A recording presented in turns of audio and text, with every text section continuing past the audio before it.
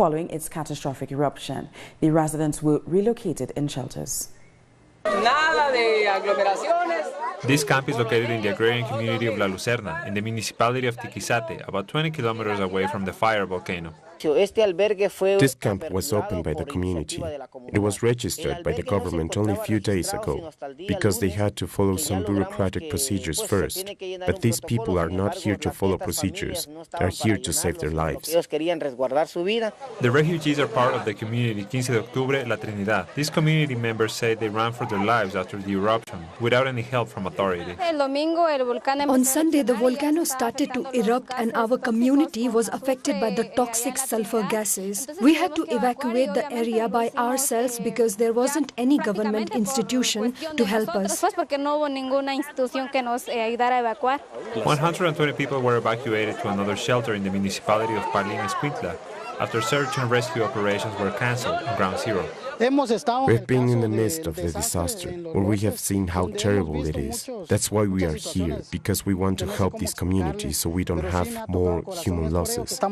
An unknown numbers of families remain in their communities in the lowlands of the fire volcano, despite the lava torrents. We asked them if they want to be evacuated, but people refused and said it was not necessary and stayed there. The river is small. You can cross it, but when there is heavy rain, the river grows and gets hot from the lava.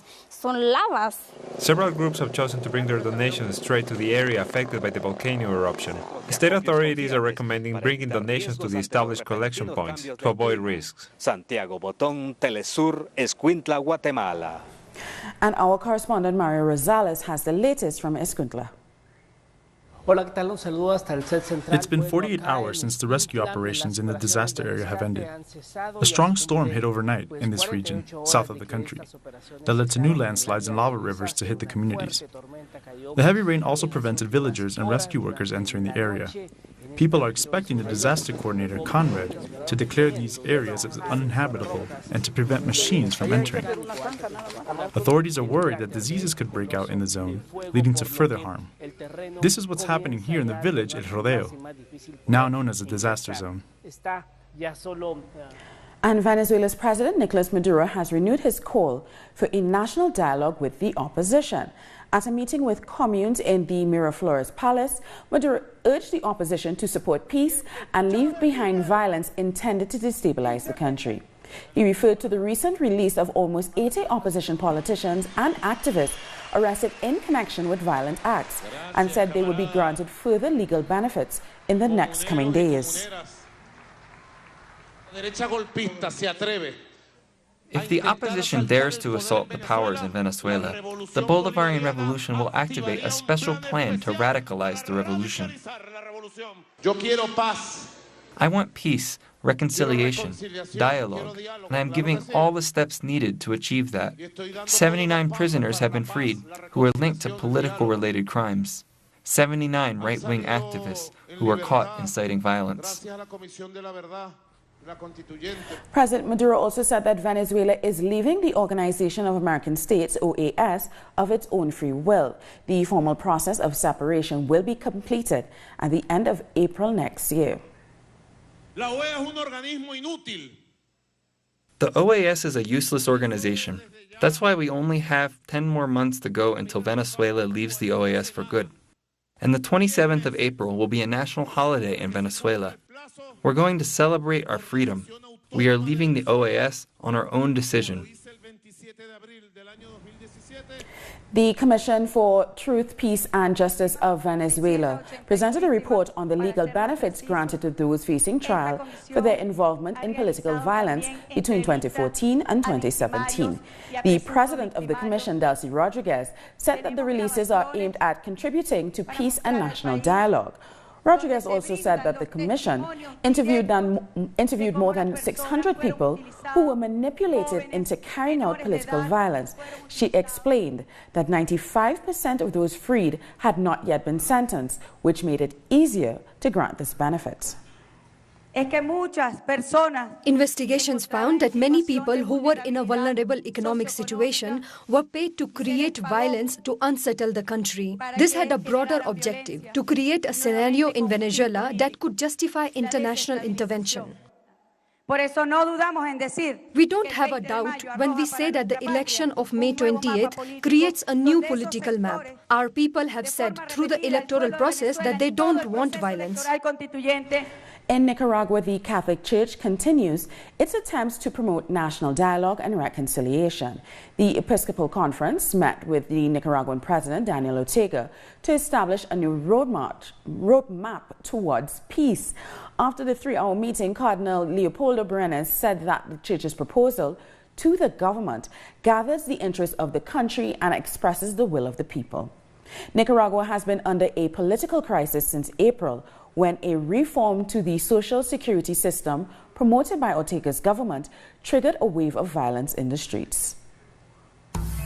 Time now for a short break, but join us again after this look at what our multimedia colleagues are reporting.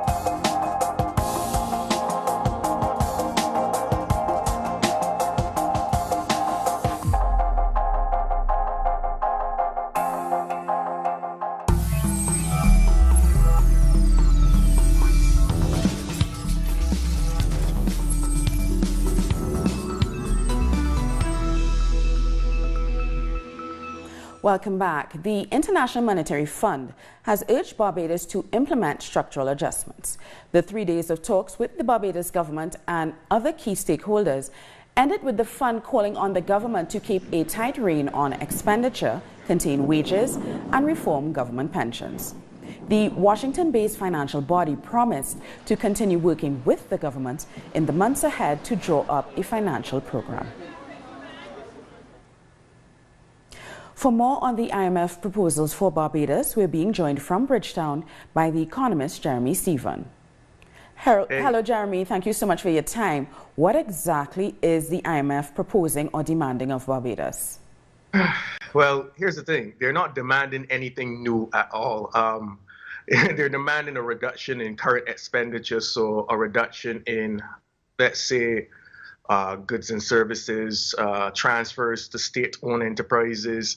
They're also demanding that wages are kept constant as opposed to the current proposal that is being pushed in Barbados, that wages should rise in the public service by 4.5%. They're also advocating for the debt reprofiling, but they caution that while we are looking to reprofile our debt, that the government not pursue it in a unilateral fashion. That being, it has been reputed that the Prime Minister made the decision to default to selectively default on our overseas debt, our foreign debt, funnily enough, without consulting foreign investors. So there's a number of things as well that they mentioned with respect to the free education up to tertiary level. They're saying that that's not going to be possible, particularly given the environment we are in. They're saying that you should look more so at tax harmonization as opposed to repealing certain taxes that the Prime Minister mentioned that she wanted to repeal. Yeah, there's a few more things that are minor, but basically those are the headline items that the IMF are cautioning against right now. Now, Mayor Motley came into office promising to protect public services, pensions, free university education. That free university education was a big thing on her campaign trail. How is she going to be able to explain that to the population? Do we know as yet if she's fully on board with that aspect of the advice? And how is she going to be able to explain that to the population? I don't believe that she will be on board with that advice. I will tell you, since free tertiary education was removed in Barbados since 2013, 2012, 2013. And funnily enough, I work for the same tertiary institution that I would love to have the free education again, because it really does help by the way of revenue. But she has been a staunch fighter against the removal of free tertiary education. So I know it's not going to resound with her particularly well. I will say that most Barbadians, however, do not think it is likely, although most people would like it to happen. Most people don't believe that it's likely, considering that the government owes the University of the West Indies upwards of 500 million Barbados dollars, so that's 250 million US and above. Further to that, the pensions, actually, the rising of non-contributory pensions and contributory pensions are actually were the bigger pulls, if you can call it that, or the bigger things that people wanted or they liked from her campaign. And those the IMF also cautioned against. Funnily enough, that's running in line with what most economists locally were saying, that although the gesture is good, our economy is built on what you call a high social safety net for all. You want to be reasonable and you want to protect your vulnerable. And I understand the political ideology there, that you want to ensure that if there is some form of austerity, that the older amongst you can survive. But it's not, I still don't see how it's fundable. And clearly the IMF agrees with me as well, and others. Yeah, but you just spoke about the high social safety net that the economy is based on. How are the IMF proposals going to affect the poorest in Barbados, or the most vulnerable in Barbados' society, especially since it's not just an economic thing, it's a cultural thing as well? Well, I'm glad that you look at it from that way as a global person as well. It will clearly affect the poor. I will say that I think 2 Thursdays ago, if my memory serves me correct, or was it last week? Last week, Thursday it was. The Prime Minister noted that she will do all that she can to protect the vulnerable. Again, part of our cultural identity is one that believes that a social safety net and our very treasured exchange rate of 2 Barbados dollars to 1 US dollar is something that you should not mess with, that you shouldn't tamper with. So it's going to be a tough sell, I must say that. But unfortunately, we have allowed the situation to degrade way too long. And it's not necessarily this incoming government's fault directly. One can argue that when they were last in power some 10 years ago, up to some 10 years ago, that they very well contributed to the situation. And I can neither refute nor agree with it. Well, then again, no, I can't refute it. But at this point, the situation is generational right now, and there will be some form of austerity. There's no clear way out of it unless government tries to find some big source of funding from some other sovereign country like China, and that hasn't been discussed just yet. There's a budget coming on Monday, and surely we'll get more details into this austerity package that may occur, but more importantly, where she's going to find the financing to keep our social safety net up, although she's getting savings from the debt reprofiling. Let's see what happens. Thanks so much, Jeremy, for talking to us. And we might have to talk to you after that budget, because that's going to be very interesting to see what the Prime Minister is going to have to say to the public, especially after this IMF report. Thank you for chatting with us. Other news now, the Argentina and the International Monetary Fund, or IMF, have agreed to a loan of $50 billion over a 3-year period. The agreement is subject to approval by the IMF board, but its director, Christine Lagarde, has already congratulated the Argentinian government. She said the plan is owned and designed by the government and is aimed at strengthening the country's economy. Argentina's President Mauricio Macri requested the IMF assistance last month after its currency plunged as investors withdrew from emerging markets. Macri's announcement triggered weeks of protests against a deal with the IMF. We have agreed on a standby access. The amount of $50 billion. This is 11 times greater than Argentina's quota, which is reflective of the support of the international community for Argentina. It is very good news. The integration of Argentina to the world, which allows us to have this level of support. 4 police officers have been killed in Peru in a bomb attack in the south of the country. The attack in a rural area of the Anco district in the Peruvian region of Huancavelica. Via Twitter, Peruvian President Martin Vizcarra paid tribute to the officers and said that justice will be ensured. Security expert Pedro Yaranca said a dissident group of the Shining Path armed organization could be responsible. And after 2 weeks of conflict, the University of El Alto in Bolivia is beginning talks with the government to try and end its strike and return to classes. Students, management, and lecturers at the Public University of El Alto have been demonstrating for more than 2 weeks to demand a bigger budget, despite calls by the government to resolve the issue. The government has proposed a solution, and that solution means assigning additional resources to guarantee the academic activities of this university. This means that the government has the solution. Distrust of the government has prolonged the conflict.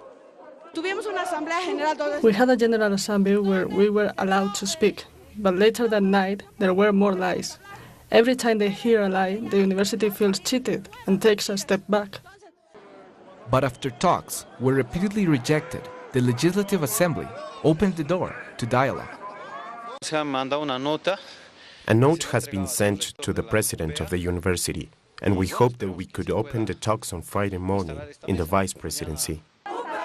It emerged that the university, beset by conflict, even suggested accelerating the talks. We have received a second note from the university where they asked for talks on Thursday. It came very late. We were already in session, so we have made the invitation for this Friday. We hope that we can sit and start to solve this issue. The conflict at the State University means classes are still suspended. Over 50,000 students, teachers, and management continue to demonstrate, and more than 20 of them have been on hunger strike since last week. More than 50 public sector unions in Paraguay have protested against a pension bill which is being debated in the Senate. It was already passed by the lower house. Teachers and other workers marched to Congress to demand that senators reject the bill, which would set up a new body to oversee the pensions. The unions fear this could lead to the raising of the retirement age and cutting of benefits. They also say the bill aims to open up their pension funds to the private sector. And our correspondent Osvaldo Zayas has more. Demonstrations took place outside Congress in the center of Paraguay capital Asunción to ask the Congress to reject the law to create the superintendents of retirement pensions. Unions of workers, municipality employees, and officials of the retirement funds mobilized against the reform. They say that the government and some finance institutions are interested in the $3 billion kept in the retirement funds, and that this must be stopped to save the future of workers and the retirement funds. Demonstrators will take to the streets until Congress rejects the law. They also complained about Horacio Cartes taking this decision without consulting the workers' unions. A Mexican tribunal has ordered the creation of an independent commission to investigate the disappearance of the 43 students of Ayotzinapa who went missing in southern Mexico nearly 4 years ago. The commission will be made up of victims' representatives, the National Human Rights Commission, the Federal Public Ministry. According to the Mexican government, the students were taken by the police who later handed them over to gang members. Authorities said the students were burnt in a nearby dump, but international experts flagged deep flaws in the official investigation in the report released in 2015 and rejected that the victims were incinerated. Relatives of the missing students have called on President Enrique Peña Nieto to comply with the court order. In Peru, archaeologists have uncovered skeletons of 56 children sacrificed during a ritual that took place during the pre-Incan period. Excavation workers began in early May. Alongside the children's remains, archaeologists found bones of 30 young llamas. The remains date back to 1100 or 1400 AD and correspond to the period of the Chimu culture. These indigenous people were settled in the area for over 500 years until they were conquered by the Inca Empire. Around 1470, the site is located in the Peruvian northern province of Trujillo in the Huanchaco district. Internationally, thousands of men and women in the Iranian capital of Tehran have marched in protest on Al-Quds Day to show their solidarity with Palestine. The protesters began their protest by burning a giant effigy of the U.S. President Donald Trump. Al-Quds is the Arabic name for Jerusalem, and the Al-Quds Day was introduced in 1979 by the late Iranian leader Ayatollah Ruhollah Khomeini as a day of protest against Zionism and Israel's control of Jerusalem. Every year, the Iranian people, including government officials, mark the day with huge rallies. Human rights is being forgotten, and Palestine and Gaza is the biggest open-air prison on earth, and there is no human rights there, and nobody cares about it. And I'm here just as a human being to say I care about human rights. That's it. In Spain, the new Socialist Party government has sworn in a mainly female cabinet. Pedro Sanchez's government has also been recognized as being very pro-European. 11 women and 6 men have taken their oaths before the king, but this time without religious trappings, another symbol of Pedro Sanchez's new leadership. It is the first time this picture has had more women than men in Spain. In 2008, the Zapatero government was evenly balanced, but there has never been a majority of women. To guard the Constitution as a fundamental norm of the state. The new deputy prime minister wanted to emphasize that the majority of the new cabinet are women. Women will be leading many of the most important ministries: the economy, finance, justice, and defense. Pedro Sánchez explained the reason for this decision.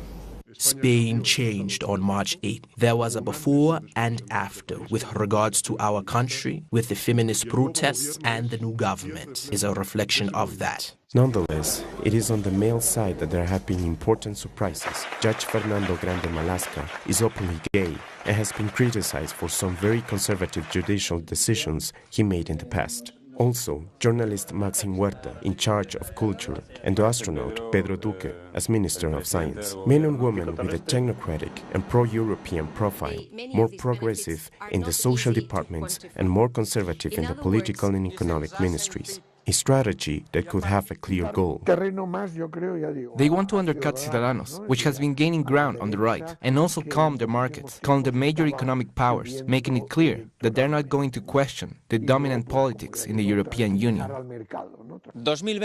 This cabinet has until 2020, but could end sooner if the new prime minister calls for early elections, as some of the Spanish people are demanding. These are the people that this new, largely female government will have to convince.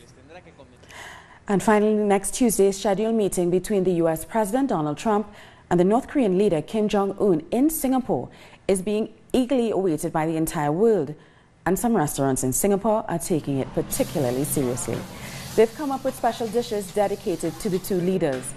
One of the eateries has replaced its traditional deep-fried fish with dry-aged beef to represent Donald Trump, and kimchi, a staple of Korean cuisine, to represent Kim Jong-un.